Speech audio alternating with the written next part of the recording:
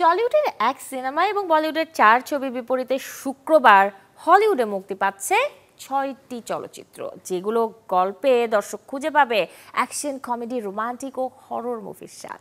হলিউডের পর্দায় এই সপ্তাহে অ্যাকশন ঘরানার মুভির মধ্যে রয়েছে ফ্যান্টাস্টিক 4 ছবিটি, যে সিনেমায় দর্শক উপভোগ করতে পারবে সুপারহিরোদের গল্প। ম্যাট শাকম্যানের পরিচালনায় ফ্যান্টাস্টিক 4 সিনেমার প্রধান চরিত্রে অভিনয় করেছেন পেদ্রো পাসকাল, ভ্যানেসা কিরবি এবং এভান মাস্ক বাখরাজ। একই দিন হরর থ্রিলার ঘরানার 2 মুভির মাঝে আছে জেমস ডিমোনাকোর পরিচালনায় দ্য হোম এবং ক্রিস কলিন্সের পরিচালনায় হাউস অন ইডেন। শুক্রবার মুক্তির তালিকায় আছে আরও 2 ডকুমেন্টারি মুভি, 2000 মিটার টু আন্দ্রিভকা, যেটি পরিচালনা করেছেন মস্তিস্লাভ চেরন, এবং হাইডি ইউ হং ও রাচেল গ্রেডির যৌথ পরিচালনায় ফ্লংটেলস। এদিন মুক্তির তালিকায় থাকা কমেডি ঘরানার আরেক মুভি ও হাই, যেটি পরিচালনা করেছেন সোফি ব্রুকস।